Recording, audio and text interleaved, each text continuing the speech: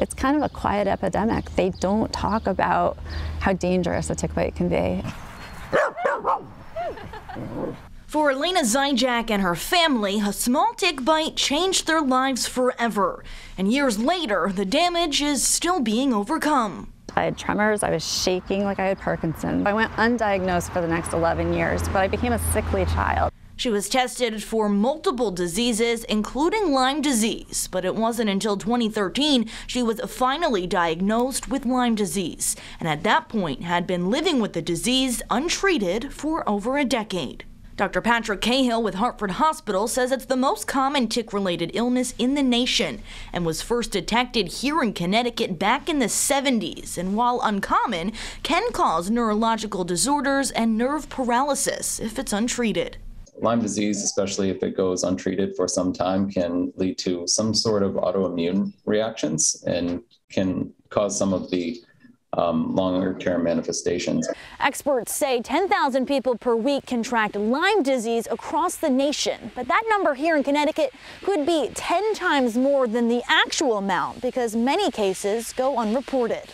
Chris Fuentes, the founder and CEO of Ranger Ready, a tick repellent company, says it's somewhat common to not have initial symptoms of Lyme disease. Some people get a big bullseye rash, but a majority of people have no markings, and many tests can produce false negatives. It's been growing over the past decade. There's been more and more ticks, and ticks with more and more disease. That's part of the issue. For Elena, the process of finally getting diagnosed almost cost her her life. It was a brain infection.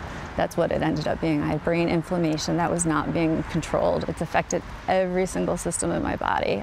She even passed Lyme disease along with several co-infections to her children through her pregnancies, which are other infections ticks carry in addition to Lyme disease. Elena and her 2 kids are in remission. She's using her story to help others. She fought for legislation that has been passed to have a Lyme Disease Awareness Month in Connecticut. She's now pushing for legislation that would require insurance companies to pay for Lyme disease treatment past 30 days, an insurance bill that has been costing her $30,000 for the last 9 years. This literally destroyed everything. It took my career, it took my livelihood, it took our budget, it's taken everything. But I refuse to let it get me. I'm not going to let it win. Oh, Allie. And she hasn't. Every day she's getting closer to change that could help save others from overcoming what she had to, all from just one tick bite. In Cromwell, Lindsay Kane, Fox 61 News.